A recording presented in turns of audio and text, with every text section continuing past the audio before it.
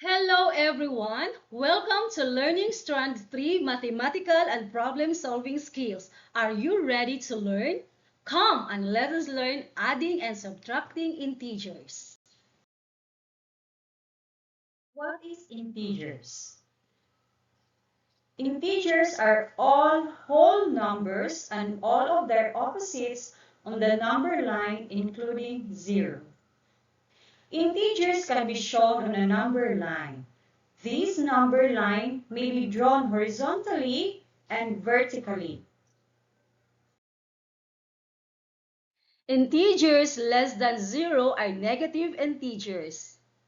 Integers greater than 0 are positive integers. Negatives are written with a negative sign. 0 is neither negative nor positive. Positive can be written with a positive sign. Positive integers are written with positive sign. Integers greater than 0 are positive integers. 0 is neither negative nor positive. Negative integers written with a negative sign. Integers less than 0 are negative integers. Integers. Integers are all the whole numbers and all of their opposites on the number line including 0.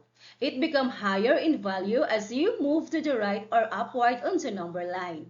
They become lower in value as you move to the left or downward on the number line.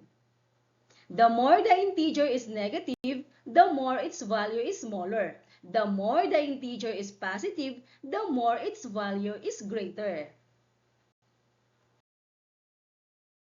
Absolute value.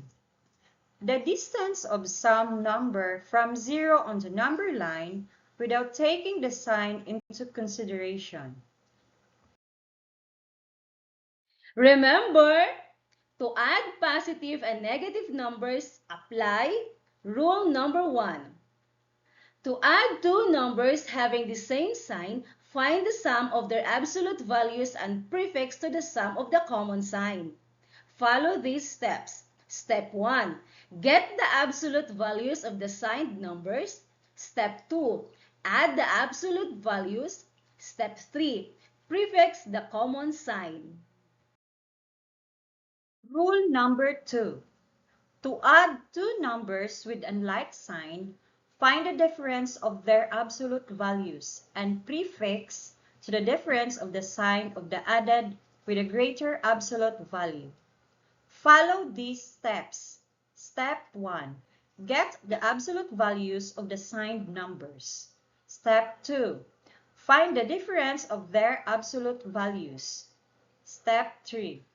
Prefix to the difference of the sign the added with a greater absolute value. Remember, to subtract signed numbers, we follow these steps. Step 1. Change the sign of the subtrahend, then proceed as in addition of signed numbers. Step 2. If the numbers have the same sign, find the sum of their absolute values and prefix to the sum the common sign. If the two numbers have unlike or different signs, find the difference of their absolute values and prefix to the difference the sign of the addend with the greater absolute value. We hope you learned something about adding and subtracting integers. Until next time, kaals!